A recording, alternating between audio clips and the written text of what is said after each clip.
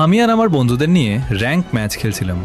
হঠাৎ স্কোয়াডে একজন র্যান্ডম প্লেয়ার ম্যাচে ঢুকে পড়ল। ম্যাচ শুরু হতেই বুঝলাম লোকটা খুব খারাপ খেলছে।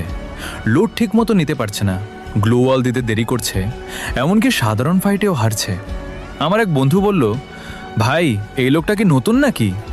আরেকজন হাসতে হাসতে বলল, 2026 সালে এসেও এমন খেলে কেউ? আমরাও মজা করতে শুরু করলাম। লোকটা কিছু বলছিল না।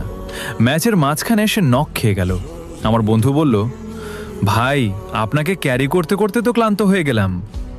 তখন প্রথমবারের মতো লোকটা মাইকে কথা বলল, খুব শান্ত গলায় বলল, জানো একটা সময় ছিল যখন ফ্যাক্টরিতে নামার আগে সবাই ভয় পেত।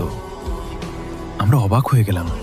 সে আবার বলল, তখন একটা বুইয়া পেতে পুরো রাত কেটে যেত, আর একটা নতুন বান্ডেল পেলে মনে হতো পৃথিবী জিতে ফেলেছি। আমরা চুপ। লোকটা ধীরে ধীরে বলল, তখন বন্ধুদের অনলাইনে আসার অপেক্ষা ছিল সবচেয়ে বড় ইভেন্ট। তার কথাগুলো শুনে কেমন যেন লাগছিল। মনে হচ্ছিল সে কোনো গেমের কথা না, একটা হারিয়ে যাওয়া সময়ের কথা বলছে। ম্যাচের শেষের দিকে সে আবার বলল, আজকে গেমটা অনেক সুন্দর, অনেক কিছু আছে, কিন্তু জানো তখন এত কিছু ছিল না, তবুও আনন্দটা অনেক বেশি ছিল। আমার বন্ধু এবার আর হাসছিল না।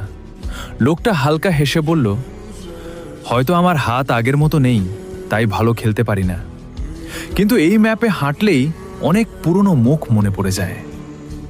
হঠাৎ পুরো স্কোয়াড নীরব হয়ে গেল। ম্যাচ শেষ হওয়ার আগে লোকটা শুধু একটা কথাই বলেছিল, তোমরা গেমটা উপভোগ করো, কারণ একদিন দেখবে গেমটা থাকবে, কিন্তু আজকের এই সময়টা আর থাকবে না। তারপর ম্যাচ শেষ। আমরা ফ্রেন্ড রিকোয়েস্ট পাঠাতে গেলাম, কিন্তু সে অফলাইনে চলে গেছে। আজও জানি না লোকটা কে ছিল, তবে তার কথাগুলো শুনে মনে হয়েছিল সে গেম খেলছিল না, সে তার হারিয়ে যাওয়া একটা যোগ খুঁজছিল।